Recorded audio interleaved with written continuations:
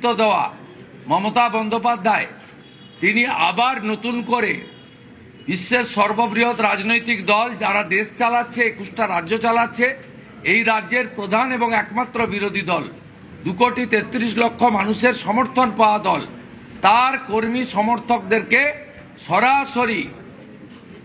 সরাসরি খুনের হুমকি দিচ্ছেন এই বক্তব্যের মধ্য দিয়ে। এবং মুখ্যমন্ত্রী তিনি এখনো কেয়ারটেকার হলেও মুখ্যমন্ত্রী আছেন, নির্বাচন বিধি চললেও তিনি নির্বাচিত মুখ্যমন্ত্রী আছেন, তার হাতে পুলিশ দপ্তর আছে, তাই কেন ব্যবস্থা নেওয়া হবে না? আমরা বিগত দিনে দেখেছি রাহুল সিনহা থেকে অভিজিৎ গাঙ্গুলি সকলের বক্তব্যের মিসকোট করে তৃণমূল অভিযোগ করলে আপনারা কাউকে 3 দিন, কাউকে 2 দিন, কাউকে 1 দিন নির্বাচন প্রচারে ব্যান করে দেন। মমতা ব্যানার্জিকে কেন আপনারা ব্যান করবেন না, ব্যবস্থা নেবেন না? তিনি কি আইনের ঊর্ধ্বে? এই প্রশ্ন এবং এই অভিযোগ নিয়ে আমরা মুখ্য নির্বাচন আধিকারিক মনোজ আগরওয়ালের কাছে প্রশ্ন রেখেছি, দাবিপত্র দিয়েছি। দ্বিতীয়ত, আমরা কয়েকটা বিন্দু বলেছি যে আপনি চিফ সেক্রেটারি, ডিজিপি, আপনারা কিছু অর্ডার নামাচ্ছেন, সেই অর্ডার নিচে কার্যকর হচ্ছে না।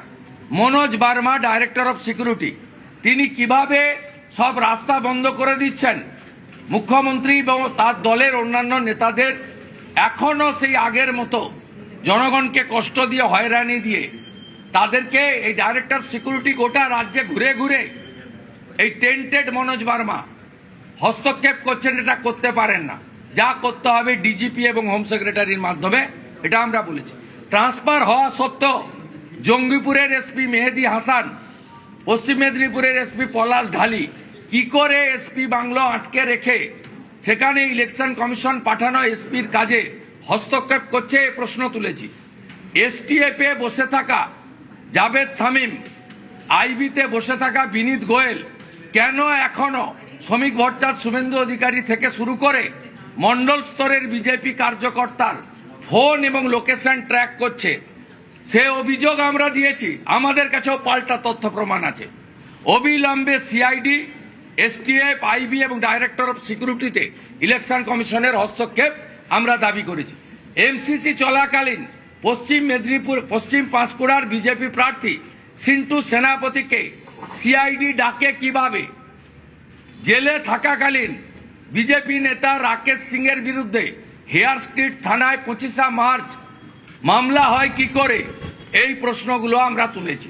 তার সাথে সাথে মাননীয় রাজ্য সভাপতি সল্টলেকে এমন 25-30 জন ভোটারের নাম দিয়েছেন যাদের অস্তিত্ব নেই, অথচ তারা 7 নম্বর ফর্ম জমা দেওয়া সত্ত্বেও ভোটার তালিকায় রয়ে গেছে। এই বিষয়ে প্রামাণ্য এবং তথ্য একটি বিশেষ সম্প্রদায়ের ধর্মীয় আস্তানা থেকে তাদের নাম রাখা হয়েছে, সেটা ডিটেলসে ডকুমেন্ট সহ উনি 4টের সময় আপনাদের দেবেন।